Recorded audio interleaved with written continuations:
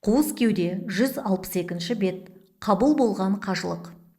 Әу баста ғұламалар ислам доктринасын бекіткенде қажылықты 5 парыздың бірі ретінде атағаны рас.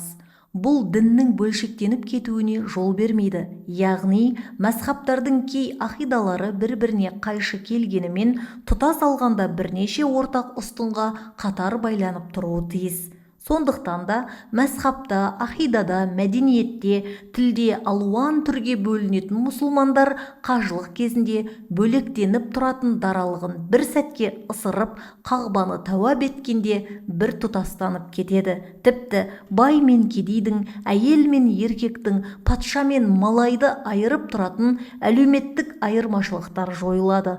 Алланың алдында барлық адам тең, қас тақуалар мен ақжүрек момындар ғана оның алдында қадірлі деген аяттың мәнін түсінеді. Солай бола тұрса да, қажылықты алыс сапарға аттануға мал, дәулеті мен мүмкіндігі мол момындарға ғана парыз еткен. Онда да өлгенше бір рет қажылыққа барсаң, парызың өтелген саналады. Орта Азия аймағы Меккеден жырақ жатқандықтан күні кешеге дейін қажылыққа санаулы момын ғана бара алатын. Ал бұл парызды орындай алмайтын Бұхараға ата-анаңды бақ, халқыңа қызмет ет, ел жұртыңа ие бол деп альтернативті құлшылық ұсынатын. Мысалы, 16 ғасырда өмір сүрген Шалки жырау Темір бидің қажылық сапарын тоқтатады. Себебі ол кезде едіге би дүние салып, ноғай жұрты босап, ел іші бүлініп, Ресейдің қысымы да күн санап артып келе жатқан мұндай қилы кезеңде ел жұртыңды көсемсіз қалдырып, сауап іздеп буквалист бола қалатын болсаң, сауаптың орнына күнә арқалайсың. Осыны терең ұққан Шалки жырау, сен алыс сапарға барып келемін дегенше, ел жұртың босып, мал мүлкі талан-тараж боп, бірінің етін бірін жейді. Әй хан ием, сұраймын, Тәңірінің үйі кебені, Ибрахим Халилалла жасапты, жығылғанды тұрғызсаң, жылағанды уатсаң, қисайғанды түзетсең, Тәңірінің үйі Байтолла, сұлтан ием, қарсы алдында жасапты деп Темір биге тоқтау салыпты.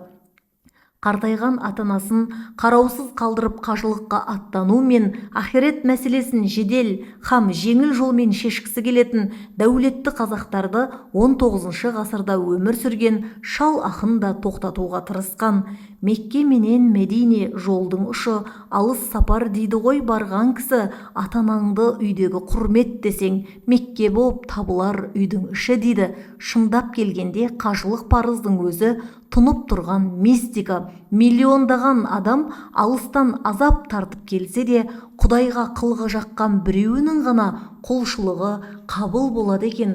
Соның шарапатынан басқалар да сауапқа молығып, Алланың разылығына бөленеді екенміз деген сарындағы сырға толы хикаялар жетіп артылады. 19 ғасырдың екінші жартысында Түркістан генерал-губернаторлығында қызмет еткен әскери офицер Лыкошин де осындай оқиғаға куә болған кісілердің естелігін жазып қойған. Оның 1916 жылы жарық көрген «Пол жизни в Туркестане» атты естелік еңбегінде мынадай қызықты дерек бар. 1839 жылдың жазында Ташкенттің Бесағаш деген ауданында тұратын ел жұрт аяқ астынан дүрлігіп, шұбырып көшеге шығады да ескі намаз деген қырдағы мешітке қарай ағыла бастады. Әдетте бұл мешітте ораза мен құрбан айттың намазы оқылып, 20 мыңға жуық жұрт жиналатын. Бұл жолы да солай болды. Базарда сабын сатып тұрған бір саудагер мешіттен келе жатқан молдадан: «Молдеке, қабарыңыз жоқ па? Бүгін неге ел жұрт дүкендерін ашық-шашық қалдырып, мешітке қарай ағылды? Тыныштық па?» деп сұрады. «Я, қабарым бар. Жаңа ғана Юсуф Мишкаудың жаназасына қатыстым. Бәріміз қажылығы қабыл болды» деп оның ақысына дұға жасап қайттық, деді молда. «Қалайша? Расымен де біздің Юсупқа сондай бақыт бұйырып па?» деді саудагер. «Иә, өзіміз базарда Құдайдың құтты күні көретін Юсуф мархумға сондай бақыт бұйырыпты, қажылығы қабыл боп, Алласы алдынан жарылқапты. О, құданың құдіреті, тәуба тәуба» деп саудагер қолын кеудесіне қойып күбірледі. Негізі оқиға былай болған екен. Жыл сайын бұл аймақтан жүздеген момын Мекке шәріпке қажылыққа аттанады. Олар ауыр азапты бастан кешіп, мехнаты мол осы фарызды әрең орындап келеді. Бірақ мұсылман әлемінің түкпір-түкпірінен жиналып барған осыншама нөпір халықтың ішінен біреуінің ғана қажылығы қабыл болып қайтады. Қажылығы қабыл болған бақытты жанды Құдай тағала күнәһар пенделерінің арасында артық жүргізбей, жанын ертерек алып, жұмағына кіргізеді деседі. Бұл жолы да қажылықтан келе жатқан мұсылмандарды қарсы алып алу үшін жергілікті жұрт шұбырып қаланың шетіне шығыпты. Күтіп тұрған халық: араларыңда қажылығы қабыл болған бақытты жан бар ма деп сұрайды. Өзіні жақсы танитын һәм жақсы көретін Юсуп Мишкаудың қажылығы қабыл бопты деп дауыстайды қажылар. Бұл хабарды естігенде ел жұрт кәдімгідей есеңгіреп қалыпты. Бұл қалай сонда? Юсуп Меккеге аттанған жоқ. Кешке оны Чарсу базарында көрдім. Бүгін азанда маған Әнхардан су тасуға жәрдем берді. Керек десең ол шаһардан ұзап шыққан да жоқ деп таң қалды су тасушы жігіттердің бірі. Қасында тұрған молда болса: балам, Алланың құдіретіне шек келтіріп күнәһар атанба.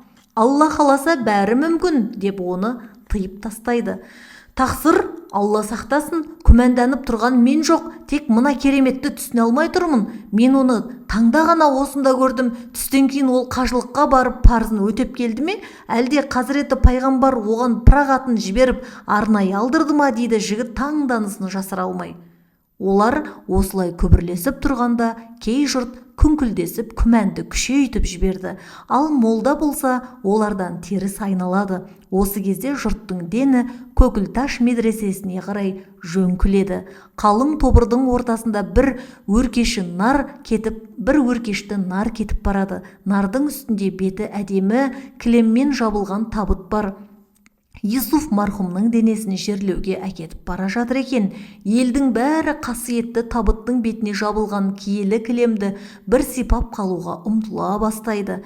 Тіпті ораза айт пен құрбан айт мерекесінде қара халық бұлай жиналмайтын. Олар Шақыр көпірінің жанындағы Қосмазар моласына қарай бет түзейді. Бұлар мүрдені әкелгенше қабір қазатын жігіттер жолдың оң жағынан Юсуфтың қабірін қазып болып күтіп тұр екен. Марқұмның моласына бір уыс топырақ салып қалуға таласқан жұртты күзетшілер мен сақшылар әзер дегенде тежеп тұрыпты. Себебі жас балалар тобырдың ішінде тапталып қала жаздайды. Қабір көміліп, Құран оқылып, дұға жасалып, бәрі біткен соң ақырындап тарауға бет алған жұрт базардың ішінде қарапайым ғана су тасушы боп қызмет еткен Юсуфтың мұндай дәрежені қалай тапқанын талқылай бастапты. Юсуф орта жастан асқан қарапайым сарт еді. Ол айналасына мейірім шуағын шашқан мейірімді мұсылман.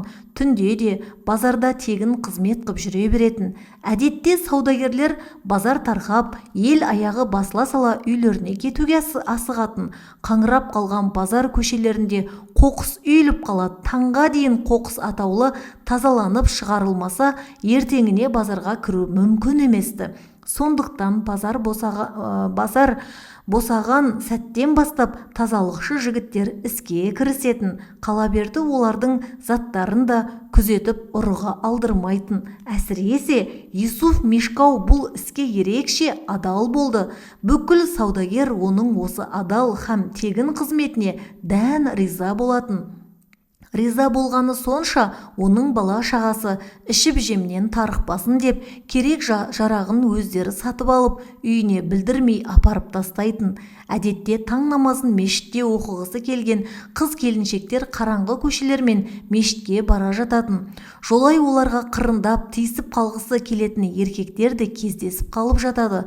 Ондай кезде әйелдердің амандығын Юсуф қамтамасыз етуші еді. Бөтен әйелге орынсыз тиіскен талай еркек оның таяғын жеп тынды. Оның тағы бір адамшылығы мынау: Юсуф бачабаз деп аталып кеткен оңбаған дәстүрді доңыздың етінен бетер жек көретін. Сарттың азғын байлары кедей-кепшіктің жап-жас балаларын қыздай қылып киіндіріп көңіл көтергенді ұнататын. Ол осындай қорлыққа мәжбүр болған бейшара баланы көрсе, құтқарып қалу үшін қолынан келгенді аямайтын, тағдыры талқан бола жаздаған талай баланы бұл қорлықтан құтқарып отбасына апарып тапсыратын. Ол осы ісімен қайсы бір байды қызығынан айырса да, олардың ешбірі Юсуфқа «Сенің не шаруаң бар, жайыңа қарап жүр» дей алмайтын. Оның ниеті мен жүрегінің таза болғаны сонша кімді болсын мысы басатын. Содан болар ешкім оған дауыс көтеріп қол жұмсаған емес.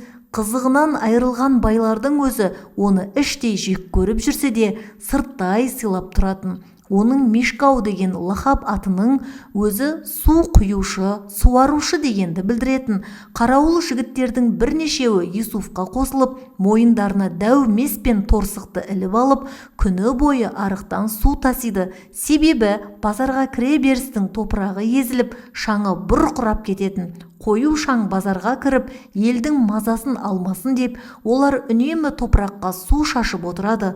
Бұл шаруасын жайғаған соң, барлық шайхананың үлкен ыдыстарын таза сумен толтырып шығады. Ол осы ісінің бірде-біреуін бұлдап, міндетсініп ақы алмайтын. Базардағы шаруасын бір жақты еткесін барып мешітке қарай аяңдайды. Ол жерде Алласына құлшылық жасап, дұға тілегін қайталап, сосын барып отбасына оралып, сүйкімді келіншегімен бірге отырып, шай ішетін. 1839 жылы Ташкенттің бірталай сарты жиналып қажылыққа аттанған. Олардың сапардан аман-есен оралуы да өзінше бір мереке дерсің.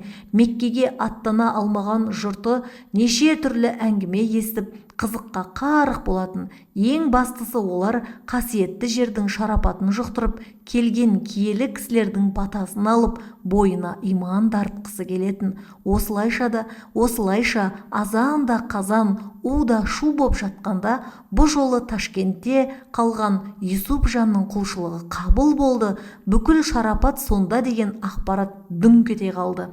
Сол-ақ екен, бұл әңгіме әп-сәтте желдей есіп тарады. Ізгі хабарды бірінші боп есіткендер Юсуфтан шарапат жұқтыру үшін оның қолын сүйіп, шапанын сипап батасын аламыз деп базарға қарай құстай ұшады. Ал Юсуф пақыр ештеңемен ісі жоқ, торсығын иығына асып алып, базардың бір бұрышында су тасып жүрген болатын. Шарапат тілеушілер оны қоршап алып, батаңды бер деп жұлқылай бастағанда, ол ештеңе ұққан да жоқ еді. Әне-міне дегенше оның батасына таласқан жұрттың қарасы қалыңдап сала берді. Сол кезде бұларға Ташкенттегі бас қазы Иса қожаның шабарманы келіп жетеді. Ол қолындағы бір жапырақ қағазды Юсуфқа тапсырады. Юсуф құжатты құрметпен алады да маңдайына тигізіп, ернімен сүйеді. Өзі қара танымаған соң, қасындағы сауаты бар кісіге оқып берші деп өтінді. Хаттың мәнісі мынау екен: Меккеге бармай-ақ қой, Юсуфтың қажылығы қабыл бопты деп ел дүрлігіп жатыр. Осы ақпараттың растығын шариғат бойынша тексеру үшін Сибзар жақтағы қазылыққа келуіңіз керек деп бұйырып, астына бас қазы қол қойып мөр басыпты. Бұл хабарды естіген соң, онсыз да алаңдап тұрған Юсуфтың көңіл күйі одан сайын бұзылады. Өмірінде Мекке тұрмақ Ташкенттен шығып көрмеген Юсуф мына әңгімені сол күйі миына сыйғыза алмайды. Бірақ қандай керемет жасаймын десе де, Аллаға түк емес қой деп ойлайды. Айтқандарың келсін, мен Қарабетке ұлық Алла расымен де осындай дәреже нәсіп еткені шын болса, мені қазының алдына апарып масқара қылмай, жанымды алсын деп дұға тілеңдер дейді. Жұрт фатиханы жабыла оқып, Аллаху әкбар деп жамырай шуласты. Юсуп шабарманның атының артына мінгеседі де мекемеге қарай бет алады. Бұл расымен Алланың назары түскен әулие ме, әлде адасып шатасып біздің бәрімізді қара басты ма деп қобалжыған қарақұрым халық та мына оқиғаның растығына көз жеткізу үшін шабарманның артынан шұбырады. Олар ескі оба базарын басып өтіп, Сибзар көшесіндегі Иса қожа қазының мекемесінің алдына келіп тоқтайды. Шабарман аттан түседі де Юсуфтың да түсуін күтіп тұрады. Міне саған қызық, Юсуп пақыры өліп қапты. Оның бұл сылқ еткен жансыз денесін көргенде, о Құданың кереметі, Аллаху әкбар деп жұрт шу ете қалады. Оның қажылығы қабыл болып, Алланың сүйікті құлының біріне айналғанына енді ешкімнің күмәні қалмайды. Оның денесін ұстап қалу үшін бәрі Юсуфтың мүрдесіне лап қояды. Бұл оқиғаға куә болған қазы оны ерекше құрметпен жерлеуге пәрмен береді. Тағдырдан жеңілу. Тақырып түсінікті болу үшін тағдыр сөзінің түбіріне үңілеміз.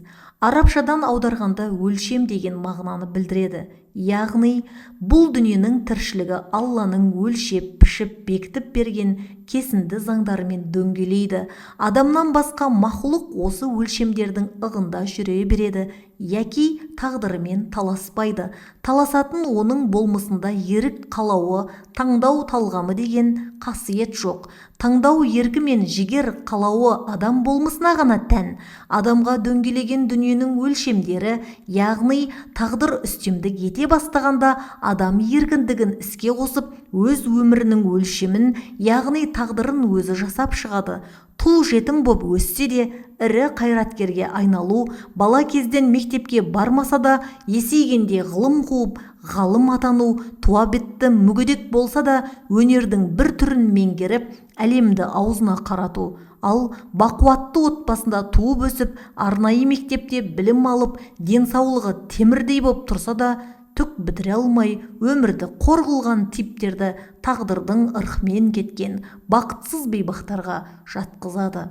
Жаңа ислам өкілдері жұқтырған қауіпті вирустың бірі фатализм. Қазақша тағдыршылдық. Бәрі Алланың қалауымен болады. Адамда ерік жоқ. Біз Алланың айдауымен жүріп тұрамыз. Алла қалаған құлын тура жолға салады, қаламаса адастырады деп сену. Тарихқа қарасаңыз, фатализм идеясын құл ұстайтын қожалар жақсы көрген. Құлдардың миына маған құл болу сенің тағдырың, Құдай әуелден пешенеңе құлдықты жазған, маған қарсы шыққаның Құдайға қарсы шыққаның деп құйып отырды. Осы идеяны сіңіру үшін патшалар діни орталықтардың қызметін пайдаланатын. Оны қазір академиялық ғылымда психологиялық құлдық деп атайды.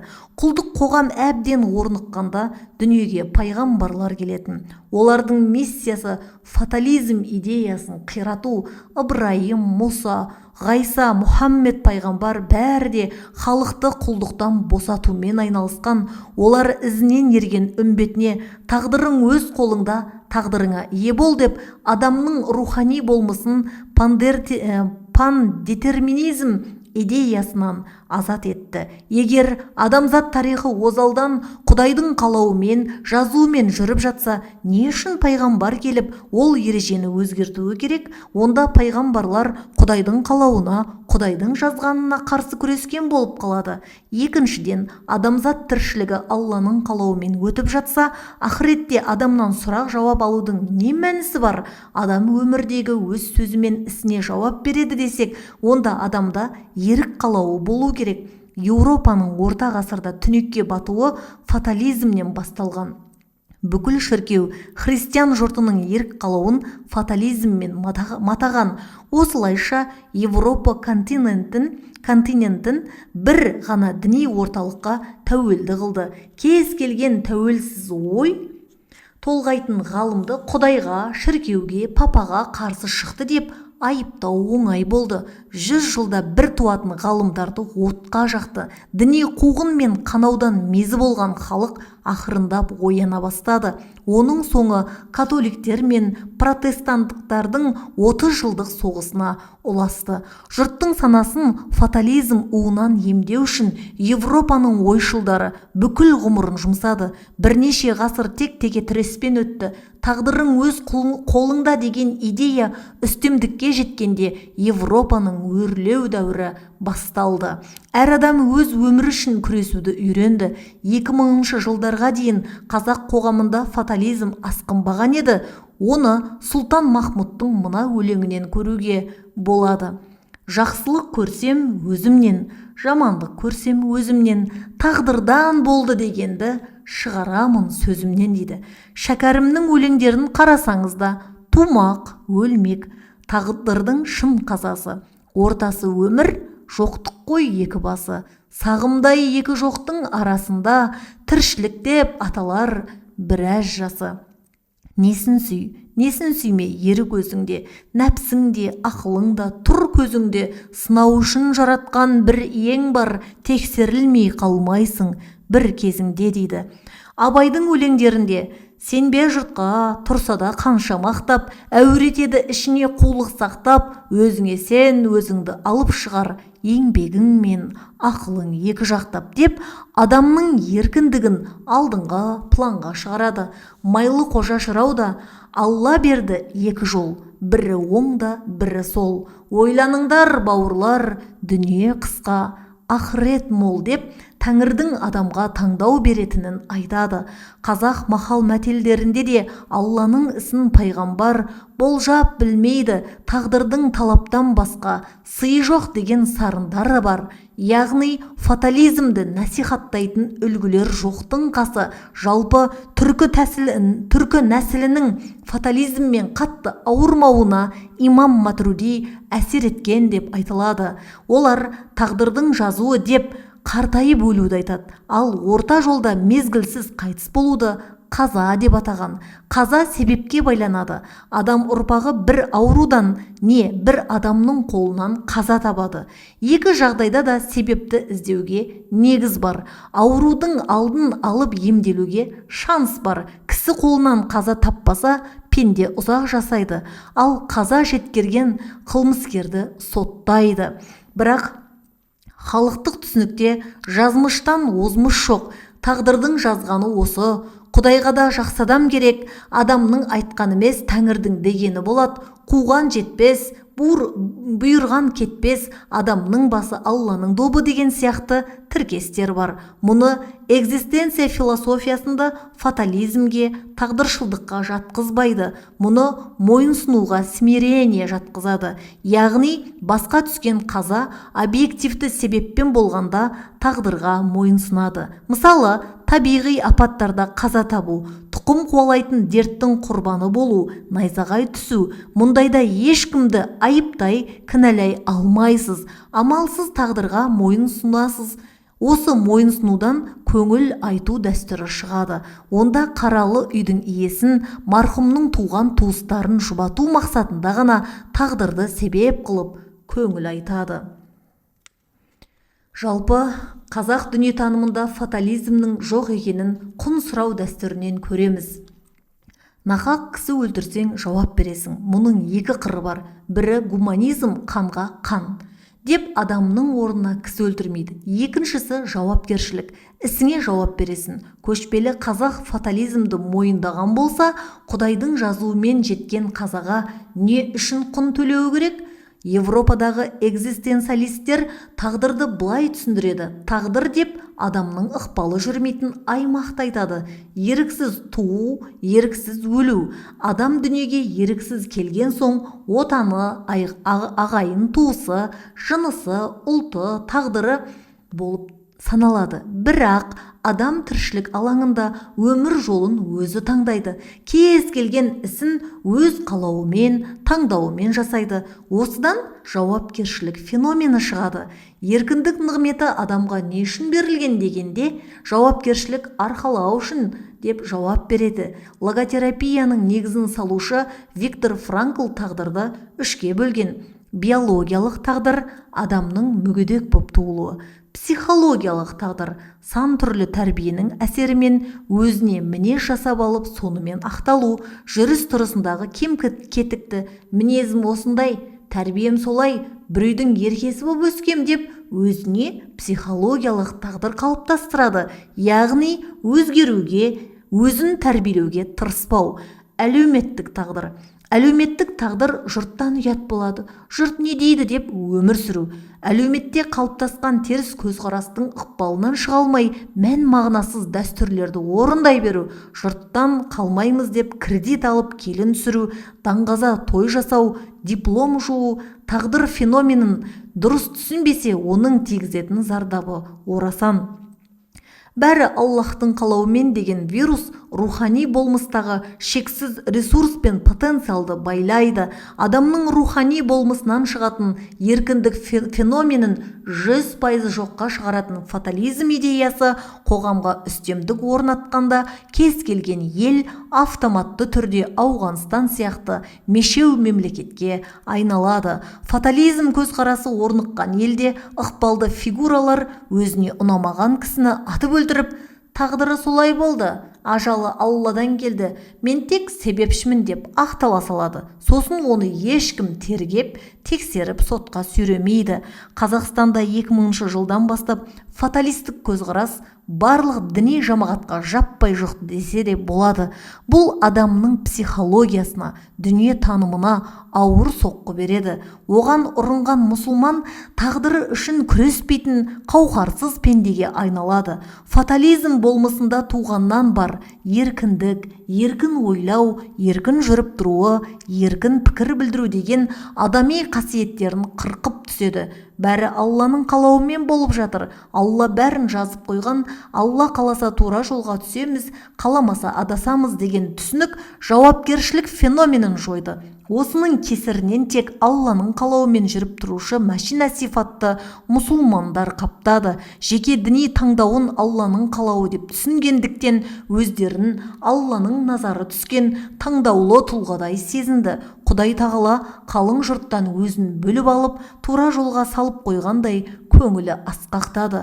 Қазақша айтқанда, көңілі асқақтаған ақымақ ақылды бар деп ойламайды. Өзін таңдаулы дарамыз деп сезіну, өзін басқа жұрттан артық санайтын психология тудырады. Басқаның діні мен құлшылығын терістеу, жұртқа жаппай таңып мораль оқу, діні бөтенге жекіп қол көтеру осыдан келіп шығады. Шындығында кімнің ақиқат жолда екенін Алладан басқа ешкім анық білмейді. Фатализмнің тағы бір кері әсері қоғамда болып жатқан оқиғаларға бейжай қарайтын конформистік көзқарас қалыптастырады. Мұғалімдер құқығының тапталуы, жазықсыз жандардың сотталуы, гептилдің төгілуі, сыбайлас жемқорлықтың асқынуы, жұмыссыздық, әйелдер ақысының тапталуы, баспана мәселесі сияқты проблемаларды көтеретін бірде-бір діни қайраткер шықпады. Жастарды ғылым мен білім үйренуге, өркениетті елдердің тәжірибесін елге әкелуге шақыратын діни лидерлер мүлде қалмады. Осының бәрі фатализмнің қоғамдағы көріністері. Фатализмнің тағы бір қыры әділдік үшін күреспеу. Алла бізге осы басшыны нәсіп етті. Оған бағыну уәжіп, сынауға ақымыз жоқ. Басшыға қарсы келгенің, Құдайға қарсы келгенің, басшы Құдайдың жердегі көлеңкесі деген түсініктер тамыр жайды. Мұның соңы басшының кемдігін көрмейтін, оны мүлде қателеспейді деп ойлайтын надандыққа ұласты. Қиянат көрсе, ашық сынайтын әділетті бейшешеннің рөлі жойылды. Әлем ішіндегі әлемнің күйреуі. Адам болмысы қандай қасиетімен айшықталады. Өзі объективті әлемде тұрып, көкірегінде өзіне ғана тән тағы бір әлемді жасап алады. Қазақта көңілдің төрі деген түсінік бар. Сүйген адамына қарап, сізге көңілімнің төрінен орын беремін деп айтады. Демек, ішкі әлемнің сапасы көңіл төрінен орын алған адамдардың сапасына тікелей тәуелді. Ішкі әлеміңді неғұрлым мазмұнды құндылықпен толтырсаң, өзіңнің де бәсің артып, бағың жанып, бақытың тұрақтайды. Сыртқы әлемнің қызығына құмар болған типтердің ішкі әлемі қаңырап тұратын осыдан. Осылайша адам қуыс кеуде пендеге айналады. Ал ішкі әлемге жиналуы тиіс құндылықтар сапасын киесіне қарай анықтап, ажыратып беретін ілімді дін деп атаймыз. Дін құлағанда пенде шіркін ішінен нені жинап, нені көңілінен жою керегін ажырата алмай қалады. Жаңа ислам өкілдері қазақ дүниетанымына оңалмастай және бір соққы берді. Олар күллі ғаламмен тұтасып, бірге тұрған объект пен субъектіні екіге жарды. Бұрын Қызыр ата, Қырық шілтен, Қызыр Ильяс, Шаштәзіз, Бақ, құт, береке, әруақ, әулие, домалақ ана, бибі Бәтима, әзірет Әли, әзірет Сұлтан сияқты күллі сакралды объектілер қазақтың көңілінде тұратын еді.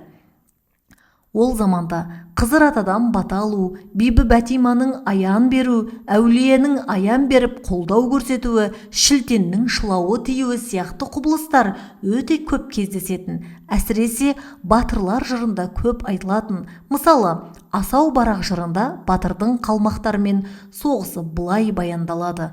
Сол уақыттар болғанда бала да байқап қалады, зікір салып қожалар айналып жүр алаңды, Асан қожа аллалап оң жағында тұрады, Қасым қожа аллалап сол жағында тұрады, Атабір қожа аллалап қарсы алдында тұрады, қалмақтың оғын тигізбей асасыменен қағады.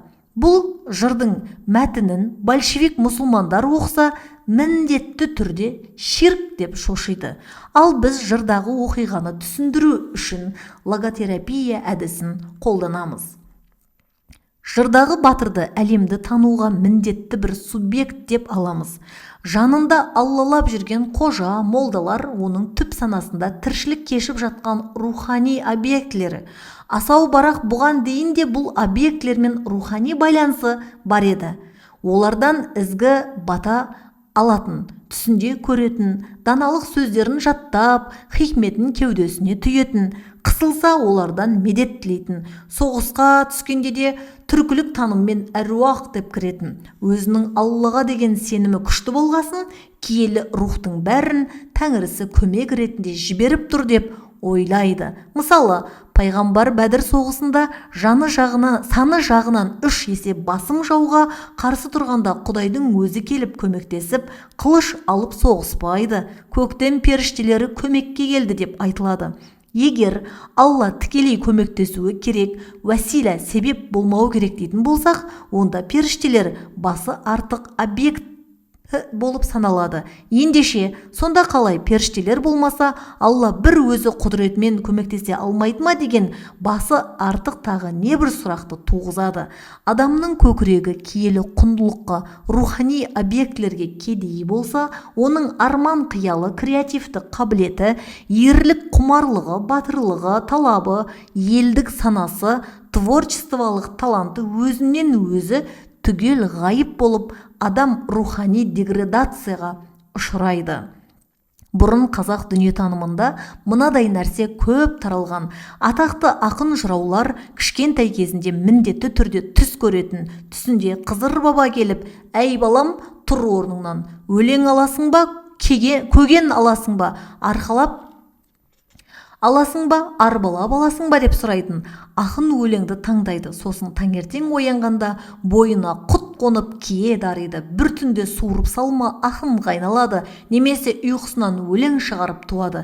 Біреумен айтысқа кіргенде де міндетті түрде әруақтарды шақырып айтысады. Мұндай мысалдар қазақ фольклорында да толып жатыр. Абыл ақын, Будабай жырау, Майлы қожа жырау, Нұртуған жырау, Сүйінбай ақын, Шашубай ақын, Болман Қожабайұлы, Омар Қунақұлы, Үкілі Ыбырай, Бақтыбай Жолбарысұлы, Жанақ ақын, Маймақ ақын, Жамбыл Жабайұлы, Базар жырау бәрі ақындықты түсінде Қызыр баба берді деп айтады. Мысалы, күйші сүгір қой бағып жүріп түсінде Қызыр атаны көрдім дейді екен. Қызыр ата өлең аласың ба, көген аласың ба дегенде өлең аламын деп танымал күйшіге айналған. Абыл ақын жайлы да осындай оқиға бар. Бір күні мал жайып жүріп, шаршап, сәл дамылдап алмақ болып, жерге қисая кетсе, көзі ілініп кетіпті. Түсінде ұзын бойлы ат шақты, ақсақалды аш беліне түскен сары өңді кісі келіп, шырағым, арбалап аласың ба әлде арқалап аласың ба деп сұрапты. Абыл арқалап алайын деп жауап беріпті. Ояна келсе түсі екен. Көрген түсін ағасы Төлеуге ол ауылдың үлкендеріне айтады. Түсті жақсылыққа жорыған қариялар, қарағым, түсіңнің айтары жоқ, басыңа бақ қонған екен. Оның шапағаты тек өзіңе емес, еліңе де тиеді. Әттеген-ай, арбалап алам дегеніңде бұл қасиетің ұрпақтарыңа да жалғасар ма еді, кім білсін депті. Қазір экзистенция психологиясында мұндай құбылысты діни мәтінмен яки шариғатпен талдамайды. Оны психоанализбен тексереді, яғни әруақ жебеді, пірім медет қылды, 40 шілтен құтқарып қалды деп жатқаны психологиялық тұрғыда ғана солай көрінеді. Сырттан басқа объектілер ұшып келіп қасында жүрмейді. Барлық оқиға сенімі мықты, рухани қазынасы бай қазақтың түп санасында құйындай ұйтқып тұрады. Тәуелсіздік алған соң жаңа типті мұсылмандар қазақ жанындағы осы рухани объектілерді талқандауға көшті. Оларға ширк, шамандықтың қалдығы, адасқан деп психологиялық шабуыл жасады. Тіпті базар жырау, қашаған жырау сияқты ақындардың дүние танымын теріс тәпсірледі. Сыр сүлейі мен жырауларын жын иектеген, жынмен байланысы бар деп болған деп түсіндірді. Ешқандай Қызыр атаны түсінде көрмеген, бос сандырақ деп молдалар мешіттің миқрабында мәлімдеме жасады. Бұрынғы қадір түні Қызыр ата келеді, наурызда Қызыр мен Ильяс келеді деген сенімді діни мәтіндермен талқандады. Кие құт сезімдерін сөзбе-сөз тура мағынасында түсініп, буквалист көзбен қарады. Қит етсе Құран ашып, ондай киені Құранның қай жерінен көріп тұрсың деп қасара жөнеледі. Қырықтың бірі Қыдыр, мыңның бірі уәли деп күтетін сенімін де дінсіздік етіп көрсетті. Алдыңғы аға буын ата-бабасының естеліктерін ашық айта алмайтын жағдайға жетті. Сакралды сезімдерді бастан кешетін кісілерді тәуіп, бақсы, құшнаш, балгер, шаман, сиқыршы, құмалақшы санатына жатқызды. Қазақтың ішкі әлемінен, түп санасынан рухани объектілер жойылған соң, оның орнына үңірейген бос апан пайда болды. Оны ғылымда экзистенция вакуумы деп атайды. Көңілдегі үңірейген экзистенция апанын маскүнемдік, әйел сабау, жаппай ажырасу, суицид, жемқорлық, алаяқтық, надандық, қыз балалар төбелесі, діни фанатизм сияқты элементтер толтырады. Мұны қазақ болмысындағы объекті мен субъектінің ажырауы деп атаймыз. Яғни алаш ұлысы дүмше діннің кесірінен киелі сакралды әлемнен бөлініп, жеке-жеке қараңғылық түнегіне басты. Бұрынғы 18 мың ғаламмен тұтасқан бірлігі көзінен бұлбұл ұшты. Қазақ ұландары басқа тұрмақ өзіне өзі бөтен боп шыға келді. Бір-бірін ортақ мәдени кеңістікте көрмейді. Қайда жүрсе де бірін-бірі жау көріп, өзара қауіптеніп тұрады. Адамның ішкі әлемі бөлшектеніп, экзистенциялық қасиеті ыдыраған сайын сыртқы тіршілігі де соған сәйкес ри береді. Әсіресе шетелге шыққан қазақтардың бір дастарханда бас қосып объективті тақырыпты талқылауы не ғайбыл. Осыдан соң қазақтың жауы қазақ деген оңбаған мәтел тұрақты қолданысқа енді. Ақылды адамның исламнан жерігені сонша зиялы қазақтар тәңіршілдікті дін ретінде дәлелдейміз деп, соның пайғамбарын кітабын іздеп кетті. Енді біреулері бүйткен исламыңа рахмет деді де өзі жеке дін жасауға көшті. Осының бәрі жаңа мұсылмандар таратқан исламға қарсы реакция түрінде шықты. Ішкі әлем күйреп, түп санадағы киелі объектіні жоғалтқан соң, қазақ жұрты тәңірдің хикметін ішкі болмысынан емес, тыстан іздейтін болды. Мысалы, Яссауиді оқысаңыз, Құдайдың дидары, періштесі, сырлары, ғибраты Яссауидің ішкі әлемінде айналып жатқанын байқайсыз. Яссауи ілімі әлсіреген соң, мынадай таяз таным күшейді. 2000 жылдан бұлай қарай жан-жануардың денесінен Алла, Мұхаммед, ла иляха иллалла деген сияқты киелі жазуларды көру дәуірі басталды. Бұл кереметтер тасқыны жан-жануармен шектелмеді. Ел жұрт қалқыған бұлттан, манаураған таудан, жай түскен жерден, иілген ағаштан, теңкиген асқабақтан, піскен жұмыртқадан, ашыған қамырдан, бал арасынан, ұясынан, жүрек органының ішінен, адамның құлағынан, саусағынан, денесінен Алла деген жазу іздейтін болды. Тіпті аң-құстар жаппай аллалап, Алла деп жазу іздейтін бол. Тіпті аң-құстар жаппай аллалап зікір айтып кетті. Мемлекеттік теле арналар, газет, журналдар осындай кереметті көрсетуге әуес боп алды.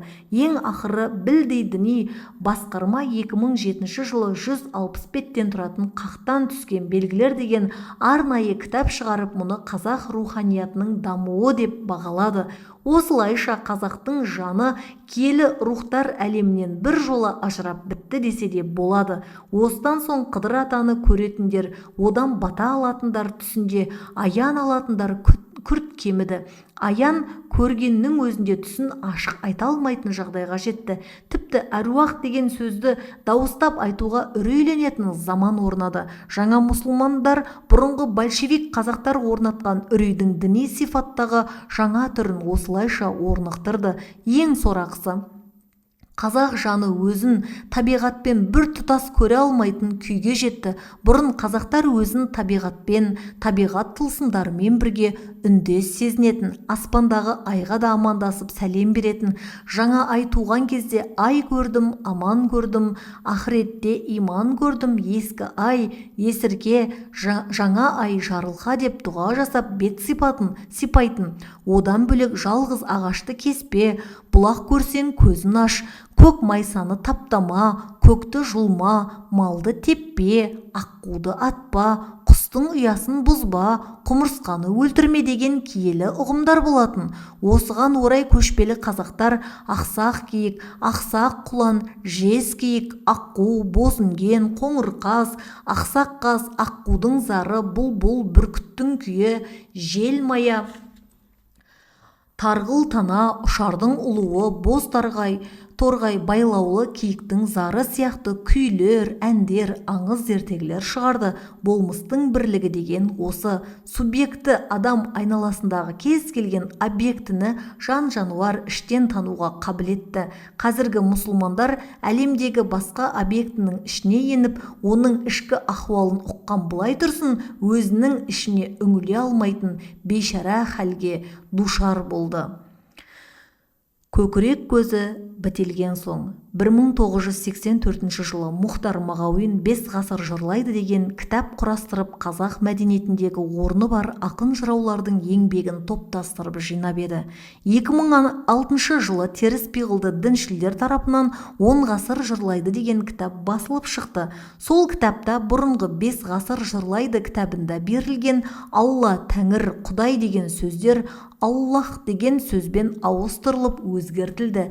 Әруақ, әулие, пір сияқты сөзі бар өлеңдер кітап ішіне енбеді. Ең сорақысы 10 ғасыр жырлайды кітабы түркінің пірі Қожа Ахмет Яссауидің еңбегін енгізбек тұрмақ атын да жазбай қойды. Кейін кейбір зерттеушілер мұның себебін сұрағанда құрастырушылар Қожа Ахмет Яссауи қожа болған, қазаққа қатысы жоқ деген сыңайды сылтау айтып құтылыпты деседі. 1991 жылы Мұхтар Мағауин құрастырған Ай заман-ай деген кітапта Доспамбет жырау бүй деп толғаған еді. Айнала бұлақ басы тең, Азаулының Стамбулдан несі кем, Азаулының Аймадет, Ер Доспамбет ағаның хан ұлынан несі жоқ, би ұлынан несі кем, Тәңірінің өзі берген күнінде хан ұлынан артық еді менің несібем дейтін. 2002 жылы Қобыз сарынын шығарғанда біреулер Тәңірі сөзінің орнын Алла деп өзгертіп жіберіпті. Бұл мәселені 2023 жылдың маусымында Facebook әлеуметтік желісінде Мерген Тоқсанбай деген кісі көтерді. Сөз қадірін білетін әр қазақ Алла деген қос буынды сөздің Тәңірінің деген 4 буынның орнын толтыра алмай, өлеңін, әуезін, ритмін бұзып тұрғанын көре алмай, кәдімгі жамау сияқты. Бұл сөз жоқ, кітап баспадағы редакторлардың ісі. Менің ислам дініне де, Аллаға да еш қарсылығым жоқ, бірақ қазақтың руханиятына бұндай шабуылдың жүруіне қарсымын дейді ол. Қазақ арасында кең тараған рухани махал мәтелдерді Құран аяттарымен қайта талдау әрекеті де байқалды. Мысалы 2012 жылы Нұрсәуле Рысалиеваның қазақтың кей махал мәтелдерінің ислами дүниетанымға кереғар сипаты атты мақаласы жарық көрді. Онда мақала авторы бүй дейді. халқымызды тура жолдан тайдыруды нұсқаған, тегіне түп тамырына тартпаған, керісінше оған балта шабу үшін құралған, даналығымыздың тұнығын лайлап, дініміздің еңсесін түсіріп, мұсылмандығымызға күмән келтіріп тұрған бір қатар бұралғы сөздерден арылуға асығуымыз қажет деп ойлаймыз дейді де, мынадай мақалдарды тура жолдан тайдырушы ретінде дәлелдейді. Мысалы, Арыстан бапқа түне, Қожа Ахметтен тіле, әулие Құдай емес, Құдайдан былай емес, Құдай атқан оңылар, әруақ атқан оңалмас, Алла кешірер, әруақ кешірмес, Алланың өзінен аты абыройлы деп келеді. Бір қызығы, осындай ревизиядан кейін қазақ мәдениеті өркендеп, жаңа белеске көтерілудің орнына қараңғылыққа бата түскен сияқты көрінді. Нұрсәуле Рысалиеваның жаны күйген Құдайын қарғайды, жарымды алған Құдайдың келіні мендей жыласын, алғанын білмейтін Құдай, тана пайда бермесе, Тәңірі пайда бермейді деген сияқты мақал мәтелді Құран, хадис мәтінмен талдауы ақылға сыймайды. Бұл конфессионалды көзқарастан шыққан субъективті талдау. Негізі академиялық ілімнің талабы бойынша ондай мақалдарға теологиялық емес, психологиялық және социологиялық талдау жасалады. Автордың сынаған кейбір мақалдары аштық, соғыс жағдайында халықтың шырқыраған жанайғайынан туған. Оны психологияда коллективті сана дейді. Халықтың басына түскен нәубет түрлі тіркеске айналып, сөз түрінде сыртқа шығады. Бірақ заман жақсарғанда олар автоматты түрде ұмытылып, лексиконнан шығып кетеді. Ол жерден халықтың діни сауатын емес, психологиялық көңіл күйін талдаса, ұтымды әдіс болар еді. Жаңа исламның шалығы қазақ мәдениетінің ең киелі өнерінің бірі саналатын ақындар айтысына да тиді. Қазіргі айтыс ақындары ешқандай тарихи тізбекке жалғанбаған, тек хикметсіз уағыз айтуға үйреніп алды. Ақындар сахнада тұрып, жаппай халықты исламға үгіттеп, айтыстың деңгейін сақал мен балаққа түсіріп жіберді. Салыстыру үшін Янушкевичтің 19 ғасырдың екінші жартысындағы қазақ ақындарының айтысын мысалға келтіреміз. Орынбай алғаш айтысты бастап, сұлтан байларды мадақтай жөнелді. Сол кезде жанақ ұрысып бақиға көшкен дін мұсылман баласын неге жырламайсың деп ескертті. Орынбай кезек дегенде домбырасын қағып жіберіп, өлең басын адам ата Хауанаға арнады. Содан Нұх кемесіне мінді, топан судан өтті де Арапаттың биігіне шықты. Бүкіл Інжіл иірімдеріне көз тастады. Жолай барлық оқиғаны қалдырмай баяндады. Вавилон, Набухадоносорын, Мысыр перғауындарын қалдырмай сүзіп шықты. Сағат бойы мүдіріссіз жырлап, Ниагара сарқырамасындай арындап келіп, Мұхаммедтің өзіне де жеттау. Соңғы 10 ғасырды құшағына алып нөсерлеткен жыр бүкіл қазақ даласына толықсый жайылар меді, қайтер еді кім білсін. Меккеден шыға бергенде арқалы ақынның домбырасының шегі үзіліп барып тоқтады дейді. Яғни бұрынғы айтыс адам ата Хауанадан тарайтын қиссалар желісінен аңыз әпсанадан тұратын еді. Хақ ілімнің талабы қатал, жолға түскен ізденуші бойындағы нәпсі қуатын бейбәрекет шашпауы тиіс. Себебі дін талабы бойынша әрбір қуаттың сұрауы бар. Нәпсінің алапат қуаты ер азаматқа қараңғы қоғамды ілім нұрымен жарықтандыруға және әділетті қоғам орнатуға жұмсалуы тиіс. Осындай киелі міндетке жұмсалмаған нәпсі қуаты кернеуі артып шырқау шегіне жеткенде қатын құмарлыққа салынады. Сондықтан да рухани ілімнің ұсталары бүкіл сезімін жинақтап, қатаң бақылауда ұстап, ақиқатқа немесе Алланың дидарына ғашық болуға ұмтылады. Классикалық еңбектерде ғашықтар деп аталатын категория Алланың дидарына ынтық болған қас тақуаларға қатысты айтылады. Байқасаңыз, жаратқанның жамалына ғашық болған нағыз әулиелер әйелдеріне арнап ғашықтық өлеңдер жазбаған. Олардың ғашықтығы мынадай хикметтермен өрнектелген: жұрт пердесін түнектің, тілеп хақтың дидарын, ашып көзін жүректің, көзбен көріп иланғын. Қожа Ахмет Яссауи. Дидар іздеңіз бұл түні, ей көздері ашықтар, мөлдір жанарға разыдыр шын мәнінде ғашықтар. Сезім отына құмарды өртейміз енді қай күні, көзіне еркектің көрсетер жүзін гүлзардың байлығы. Көңіліңнің нұры жанғанда мейірің тасып бақ тіле, дидары жарық бар маңға, көзі де бізге жақты де, жиғаның қандай пайданы көрсетті саған ашылып, ұсақтай жаның беліңде төсіңнен шығар шашылып омар хаям. Жарқыл атып жанарың, жанып тұрған ләйлім, гүл жүзіңнен қызыл нұр тамып тұрған ләйлім.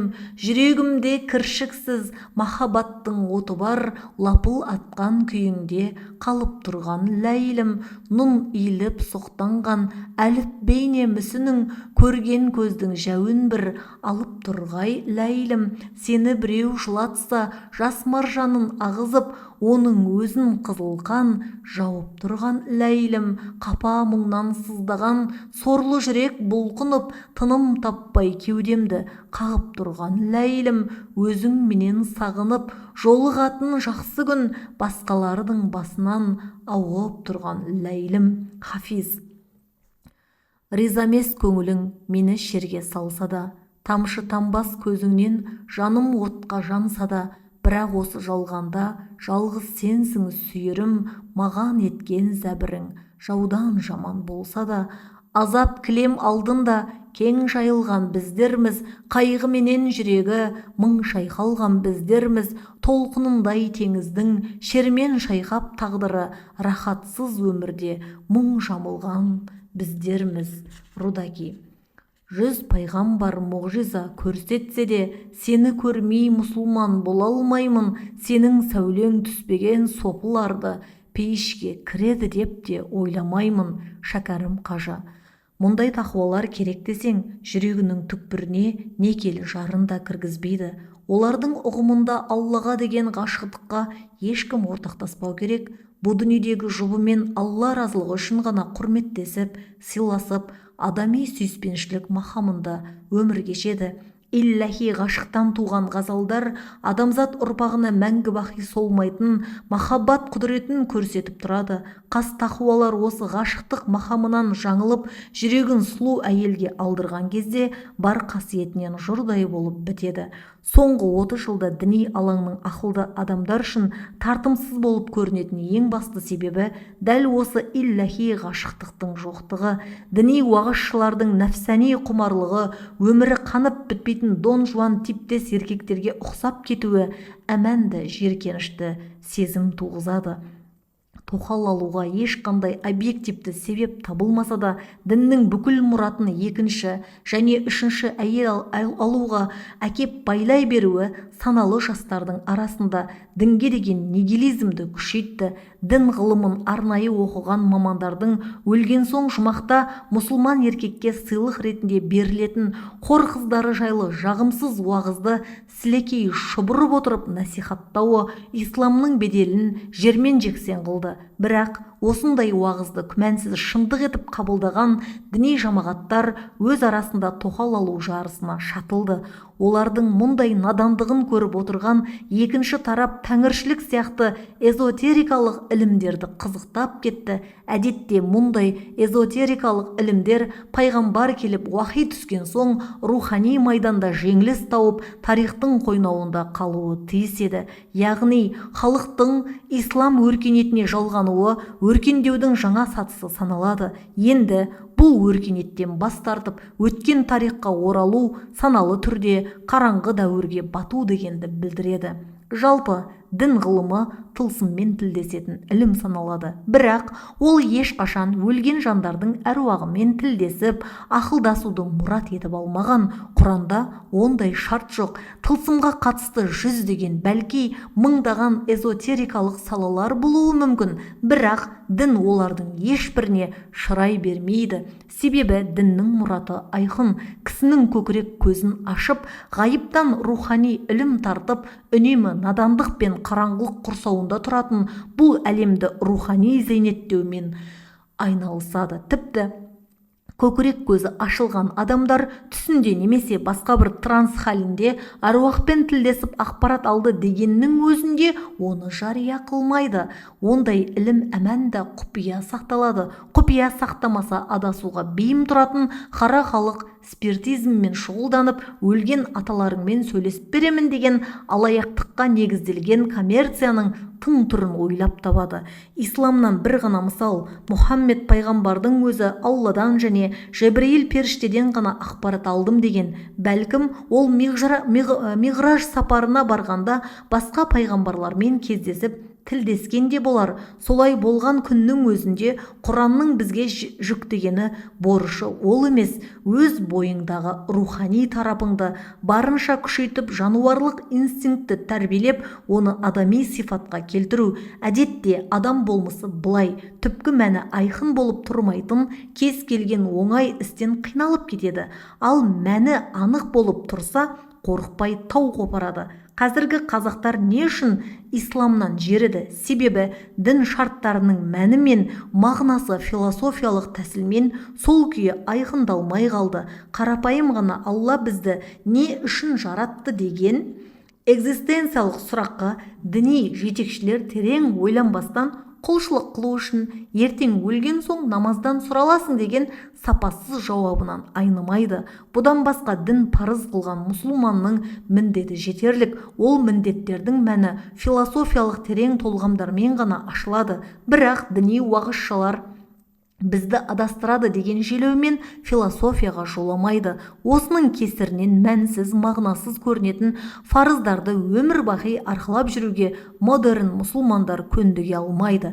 Осыдан келіп таяз типтер ешқандай шарт қоймайтын әрі өзінің қалыптасып қалған рахат өміріне өзгеріс енгізуді талап етпейтін, бірақ құлаққа жағымды: адамды сүй, жаратушы бізді шексіз сүйеді, Құдай барлық адамның жүрегінде, Алланың адамды азаптауы мүмкін емес, біз Құдайға құл емеспіз, оның сүйікті перзенттеріміз деген сияқты гуманистік насихатты ілестіріп алып жүреді. Қазақ қоғамында қазір трендке айналған өлген соң басқа бейнеде қайта туыласың деп келетін реинкарнацияға деген құмарлықта мойынға ешқандай парыз жүктемейтін шартсыз рахат дінге деген сұраныстан шыққан. Бір шетінен ақыреттің азабы жайлы бір текті қорқынышты уағыздан мезі болған мұсылмандарға рахаты мол, азабы жоқ, шартсыз, құлшылықсыз нанымның мұндай түрі іздегенге сұраған болды. Бірақ терең ойланған адам мұның да түбі тұйыққа тіреліп өміріңді ұрлатумен аяқталатынын түсіне алады. Яссауидің тілімен айтсақ: ей Софы, талап қылсаң қақ дидарын, жаннан кеш алқа ішінде жан қинағың дегендей, саналы түрде борыш арқалап қу нәпсіңді қинамай мағыналы өмірді қоржыныңа сала алмайсың. Қауымға қайтадан келмейсің. Біздегі реинкарнацияға деген қызығушылық 1960 жылдары батыста да күшті болған. Христиан ғалымы Морган Скотт Пек қанша жерден рухани даму мен адамшылық міндет жайлы дәріс оқуға келсе де, студенттер реинкарнация жайлы сұрақты молынан жаудыратын. Скотт Пектің пікірінше, өлген соң қайта туыласың деген теориядан гөрі өлген соң сұраққа ілініп сапарың тағы да жалғасады деген идея әлде қайда ақылға қонымды. Кез келген адам өмірінде қателікке ұрынып, одан сабақ алады. Ғибрат алған сайын кеудесіне даналық тоқи береді.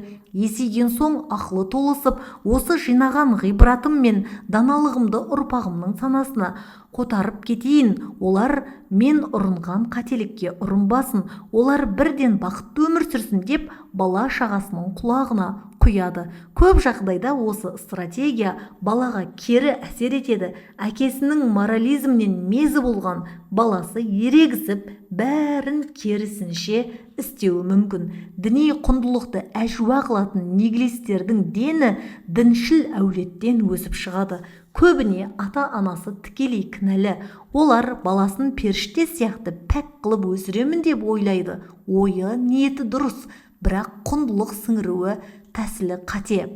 Олар 13 жасқа толар-толмастан баласын рационалды құлшылыққа жегеді. Кішкентай бала діни ғибадаттың мағынасын рационалды жолмен түсіне алмайды. Әуелден адам қамын Алла ойлаған дегендей, жаратушы баланың болмысына рухани құндылықты сәтімен сіңіру үшін 13 жасқа дейін оған рационалды таным емес, мифтік танымды дарытып қояды. Мұны ғылымда кейде ағылшынша қиялмен ойлау деп атайды. Бала 13 жасқа дейін реалды қиял форматында қабылдайды. Оған Илон Масктың Марсқа ұшатын әуе кемесінен гөрі тазша баланың ұшатын кілемі әлде қайда әсерлі һәм шындық болып көрінеді. Сондықтан да 4 жасқа толған баланы ертегі, жұмбақ, санамақ, тақпақ, қисса, жаңылтпашпен тәрбиелеп өсіреді. Ал рационалды таным 14-15 жастан бастап қалыптаса бастайды. Яғни балаңыздың логикасы рационалды пайымның мығым болуы қасиетіне тәуелді. Қиялы нашар баланың логикасы да әлсіз болады. Енді бұл нәрсе кері қарай да айнала береді. Бала 15 жастан асқан соң сыни пайым, эмпирикалық фактіге жүгіну, логикалық қисын, рационалды толғаммен тексеру деген жаңа сатыға өтпесе, қиялдың кесірінен надандыққа ұрынып қалу қаупі бар. Мысалы, қалалық жерде кітапханадан шықпай, бір қиялға беріліп тоқтаусыз кітап кеміретін оқымысты типтер болады. Мұндай типтер бала кезінде естіген ертегісін символикамен қабылдаудың орнына тура мағынасында қабылдап, ақиқатын ашқысы келеді. Бұған көбіне Атлантиданы ізденушілер жатады. 19 ғасырдың аяғы 20 ғасырдың басында Нұх пайғамбардың аңызына тура мағынасына сеніп, кеменің қалдығын Арарат тауынан іздеп табамыз деп талай мәрте экспедиция ұйымдастырған. Бірақ бұл ізденістердің ешбірі сәтті аяқталмаған. Олардың ашқан жаңалықтарының академиялық ғылым үшін соқыр тиын да құны жоқ. Аңыздағы оқиғаны символмен емес, заттай дерекпен іздеуді ғылымда урбан мифологиясы деп атайды. Яғни қалада тұратын оқымысты адамдардың ұрынатын надандығы дегенді білдіреді. Бізде де әліге дейін Нұх пайғамбардың кемесін Қазғұрт тауына тура мағынасында тоқтап, сол жерде күрделі жөндеуден өтіп, Арарат тауына қарай жүзіп кеткен деп дәлелдейтін ғалымдар бар. Зерттеудің мұндай түрі әмәнда нәтижесіз аяқталады. Топан су аңызының символикалық бір ғана мәні бар. Қоғам рухани азатын болса, Құдай оларға апат жіберіп, көзін жояды. Ол апаттан ақжүрек адамдар ғана рухани ілімнің күшімен аман қалады. Нұхтың кемесі құтқарушы рухани ілімнің символы саналады. Миф, аңыз деген не? Ол иллахи әлемде бір рет болған, бірақ сенің де өміріңде ұдайы қайталанып тұратын оқиға. Осы пайымның растығын мынадан көресіз. Топан судың мысалы қазір де бар. Яғни рухани азғындаған адамдар топан су сияқты өз тұқымын өзі-ақ жояды. Ал ар иман мен ақыл парасаттың кемесіне мінген ақжүрек момындар сау саламат өсіп өніп жатыр. Сондықтан 13 жасқа дейінгі балаға аңыз, ертегі, қисса оқытпасаң, болмысын бүлдіресің. 15 жастан асқан соң рационалды ғылымға баулмасаң, тағы да құртасың.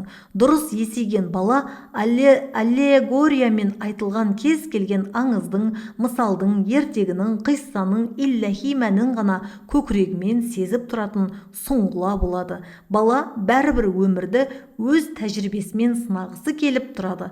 Қанша жерден данышпан әке ескертіп тұрса да, от басып орға түспей тұрмайды. Ол да өз өмірінен әшші сабақ алып, көңіліне бір ғибрат түйіп алады. Енді өмірден жиған терген мұншама даналық пен ғибратты баламызға сол күйінде ақтарып кете алмасақ, оларды не үшін жинадық? Жауабы өте қарапайым. Бұл өмірдің даналығы өлген соң өзің үшін ғана пайдаға асады.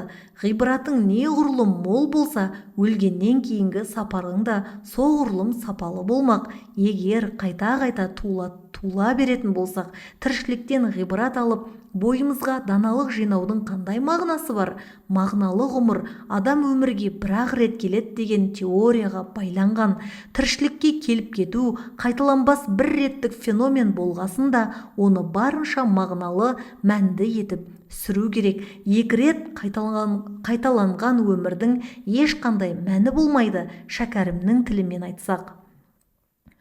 Адамдық борышың қалқыңа еңбек қыл, ақ жолдан айнымай, арсақта оны біл. Талаптан да біліммен өнер үйрен, білімсіз өнерсіз болады ақыл тұл. Мақтанға салынба, мансаптың тағы үшін, нәпсіңе билетпе, басыңның бағы үшін. Өміріңді сарып қыл өлгеніңше, жобатап жол көрсет келешек қамышын. Қайтадан қайырылып қауымға келмейсің, барыңды нәріңді тірлікте бергейсің. Ғибрат алар артыңда із қалдырсаң, шын бақыт осынық мәңгілік өлмейсің. Жалпы әр халықтың ғасырлар бойы жинаған діни тәжірибесі болады. Рухани көсемдер әр ғасырда сүзіліп шыққан өміршең құндылықтарды мәдени өнімдерге айналдырып, айналымға салып отырады. Әдетте киелі ғұрыптар мен дәстүрлер осылай құнарланады. Қазақ халқы да 10 ғасырдан бері Құран үндеуіне құлақ түріп, ислам өркениетіне өткен соң өзінің жеке діни тәжірибесін жасақтап келеді. Енді осы 1000 жылдық діни тәжірибеге үңілсеңіз, қайта туылу идеясын жаңғыртатын эзотерикалық наным түрін таба алмайсыз. Қазақ мәдениетін құрап тұрған кез келген саланы алып қараңыз. Ән, күй, тыйым, аңыз, әпсана, ертегі қисса дастандарда өмірдің өткінші һәм бір реттік құбылыс екені басты назарға алынады. Бүгінге дейін Бұхара халыққа сакралды сезімдерді дарытып тұрған киелі мекеннің бәрі Құран құпиясын ашқан әулие кісілердің қабірі саналады. Сіз 1000 жыл бұрынғы былай тұрсын, осыдан 40 жыл бұрын ғұмыр кешкен бақсы мен балгердің моласы түгілі тасын да таппайсыз. Себебі кез келген жалған ілім мен өтірікші көсемдер бір ғасыр тұрмақ, ширек ғасырдың да сүзгісінен өте алмай жоқтыққа сіңіп құриды.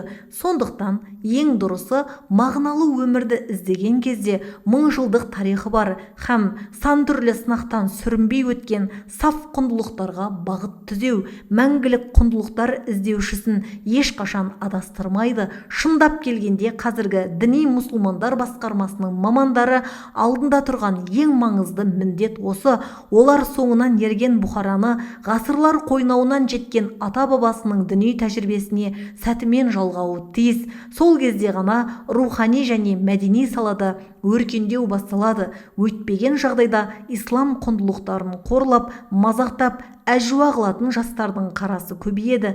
Ал рухани ізденген жұрттың өзі жай ғана наным деңгейінде көрінген ағымға бас ұрып, адасқан үстіне адаса береді. Іргетас.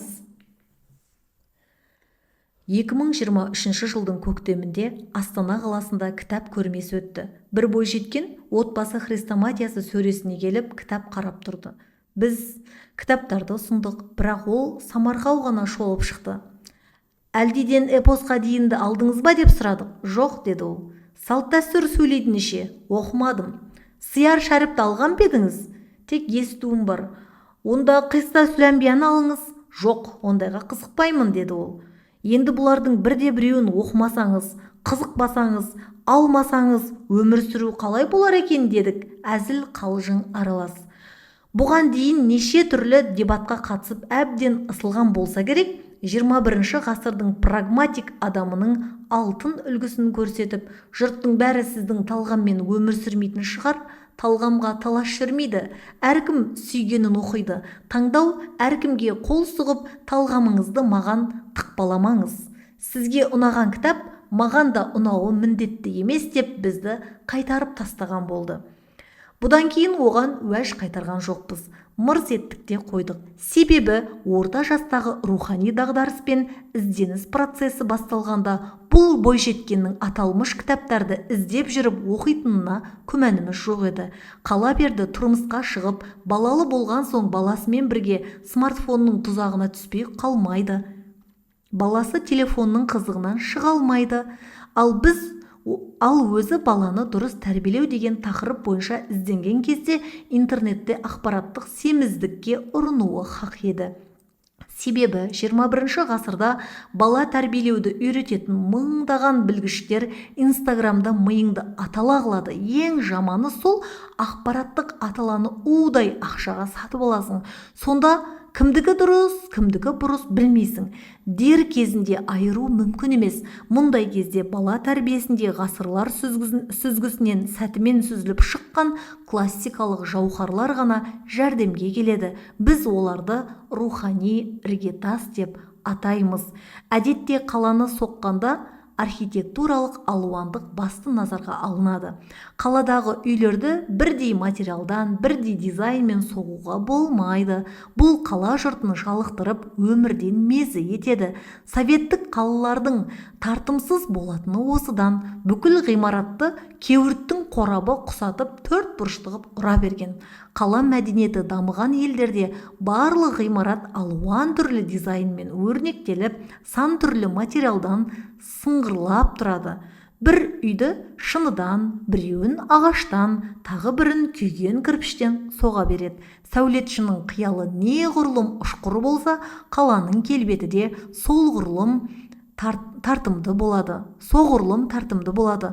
Сондықтан да батыста қиялға бай сәулетшілер бақуатты өмір сүреді. Бірақ бұл саладағы білім мен білік іргетасқа келгенде жүрмейді. Себебі кез келген ғимараттың іргетасы сұлулық пен дизайнді емес, мықтылық пен беріктікті талап етеді.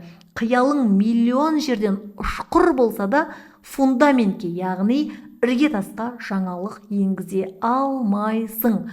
Фундаменттің бір ғана талабы бар: арматураны жиі тастап, бетонды аямай құясың. Арматура мен бетон неғұрлым қою болса, іргетасың соғұрлым мығым болады. Мұндай фундаменттің үстіне 100 қабатты үй соқсаң да былқ етпейді. Құдай ұрып іргетасын арматура мен цементті аядың ба, өзіңе обал жоқ. 7 ағайынды жұрттың бірі зілзала бір күні ғайыптан тайып сілкінетін болса, үйіңмен бірге үйіндінің астында қаласың. 2023 жылдың ақпан айында Түркияда 7,8 балдық жер сілкінісі болғанда, үлкендігі Шымкенттей 10 қаласы жермен жексен болды. Бүкіл әлем әлеуметтік желіден тапа-тал түсте сырты бүтін, іргетасы түтін, неше түрлі жарқыраған, жайнаған, дизайны сылаң қаққан әдемі үйлердің бірінен соң бірінің күл-талқан болып қирағанын көзбен көрді. Алғашқы паника басылған соң апаттың адами себептерін тексеру басталды. Бәленің бәрі іргетасқа барып тірелді. Жемқорлық жайлаған жерлерде құрылыс компаниялары фундаментке қажетті қымбат материалды барынша үнемдеуге тырысады. Олай етуіне екі себеп. Біріншіден, зілзаланың қашан болатынын Алладан басқа ешкім білмейді. Сондықтан әзірге жер сілкіне қоймас деп жеңілдікке салынады. Екіншіден, фундамент көрінбейді, жер астында көміліп қалғандықтан елдің дені оған мүлде мән бермейді. Арматура мен бетон егіз материал. Арматура болмаса фундаменттің иілгіштік, созылғыштық қабілеті жоқ. Яғни зілзалада жер астынан келген ауыр соққыны арматура қабылдайды. Арматура созылып қайта қалпына келе алады. Әрі ғимараттан түскен ауыр салмақты жердің астына оп-оңай өткізіп жібереді. Ал егер бетон болмаса, арматура коррозияға ұшырайды. Аз уақытта ылғалданып, тоттанып, тозып кетеді. Сондықтан сейсмикалық аймақтарда ірі ғимарат соққанда арматураны аямайды. Осыған қарап мынадай аналогия жасауға болады. Ғимаратты екі нәрсенің құлатпай тұрғаны сияқты, адам болмысында екі феномен тіреп тұрады. Тас қылып, қатырып тастайтын бетонды, иілуді білмейтін діннің догмасы мен иман шарттары деп алсақ, иіліп созылатын арматураны өнер саласын өрнектеп тұратын мәдени өнімдерге ұқсатамыз. Арматура зілзаланың соққысын бойына сіңіріп алып, ғимаратты қалай құлатпай ұстап қалса, кеудеге құйылған мәдени құндылықтар да өмірдің ауыр соққысын шыбын жанға дарытпай сенімді қалқан қызметін атқарады. Сондықтан да хақ дін мен саф мәдени құндылыққа қанып өскен кісілер өмірдің бүкіл соққысына төтеп беріп, өмірлерін әмәнда жеңімпаз нотада аяқтайды. Тіпті олар нақақ ұсталып, сотталып, атылып кетсе де, өнегелі өмірі мәңгілік болмысқа айналып, кейінгі ұрпағының жанына жалау болып тұра береді. Әңгімеге арқау болған бойжеткеннің ұтымды уәжіне оралайық. Фундаментті құйғанда сәулетшіде ерік қалауы болмайды. Ол қаласа да, қаламаса да, ұнатса да, ұнатпаса да, фундаментті екі ғана материалдан құяды. Адам болмысының рухани іргетасын қалайтын кезде біздің ерік қалауымыз жоққа есеп. Біз қаласақ та, қаламасақ та, ұнатсақ та, ұнатпасақ та, баламыздың бойына мыңдаған жыл сүзгіден өткен қазақтың қисса, дастан, аңыз, жыр, ән, күй, ертегі сияқты құндылықтарын құямыз. Осы абзацты оқығанда мына нәрсеге сақ болыңыз. Құндылық туралы айтқанда әр жастағы баланың тыңдауы тиіс тақпағы мен санамағы бар екенін ескергеніңіз жөн. Мысалы, бесіктегі бала әлдеден басқа әуенді қабылдай алмайды. Сол сияқты 4 жасар бала санамақ пен тақпақты ғана тамақсынады. 6 жасар бала ертегіге құмар, одан асқандары қисса, аңыздарды құмарта тыңдайды. 10 жастан асқасын батырлар жырына қызығады. Бұл тәртіпті бұзуға болмайды. Вундеркинд идеясымен өлердей ауырған кей ата-аналар баласын өсірудің орнына өшіріп алады. Олар 6 жасар баласына Абайдың ауыр өлеңдері мен күрделі қара сөздерін жаттатады. Онымен де қоймай баласын Абай оқулары жарысына қатыстырып, республиканың бүкіл аймағына сүйрей берген. Мұндай бала өскесін Абай өлеңдерінің бетіне қарағысы да келмейді. Себебі 60-тағы Абай оның 6 жасындағы балалық қызығының бәрін тартып алғандай көрінеді. Есейгенде табиғи жолмен даритын даналықты 6 жаста қинап үйретем деп баласын нағыз ілімнен бір жолата шошытып алады. Бұдан бөлек әсіресе 2-4 жасар балаға кәдімгідей қауіп төніп тұрады. Бұл жастағы балаға смартфон беру өте қауіпті. Эго шекарасы анықталып, сананың тамыры енді жайылып жатқанда, баланың миы смартфонның кесірінен басқа реалға өтіп кетуі мүмкін. Қазір саны күрт өскен цифрлық аутизмнің негізгі себебі осы болып тұр. Модерн ата-ананың тағы бір қателігін еске саламыз. Олар баласына осындай құндылық құйған кезде бесіктегі бала осыны түсінеді дейсің бе? Немесе бұларды не үшін жаттатам? Ол бәрібір не жаттап тұрғанын түсінбейді деп бұл нәрсеге ат үсті қарайды. Балақайлар бұл жаста ештеңені рационалды пайыммен түсінбейді. Қызығып тыңдаса жетіп жатыр. Құндылықтың трансцендентті мәні оған бейсаналы түрде әсер етіп тұра береді. Зигмунд Фройд баланың бейсаналды туғаннан 6 жасқа дейін қабылдаған ақпаратымен қалыптасады десе, Карл Густав Юнг адамның бейсаналды индивидуалды емес ұжымдық болады. Адамзаттың жүріп өткен бүкіл сана сезім эволюциясы түп санамызда шөгіп жатыр. Олар бізге бейсаналы тұрғыда әсер етеді деп пайымдайды. Карл Густав Юнг әрі қарай бүй деп айшықтайды.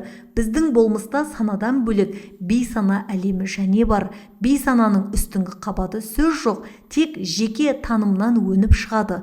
Осыған орай оны өзіндік бейсанам деп атадым. Бірақ оның өзі тамырсыз емес. Өзіндік бейсанам да түпсіз терең тағы бір аймақтан нәр алып тұр. Тереңдегі бұл аймақ пенденің жеке тәжірибесінен жиналмаған. Яғни адам оны жеке өмірінде оқып-тоқып, я қателесіп, одан сабақ алып үйренбейді. Бейсанада тізілген бұл қабат бізде туғаннан бар. Сондықтан да мен оған ұжымдық бейсана деген атау бердім. Неге ұжымдық? Себебі ол сенің жеке санаң емес, ол универсалды сипатқа әуелден ие. Енді бір сұрақ туады. Жеке бейсанадан ұжымдық бейсананың не айырмашылығы бар? Жауабы былай.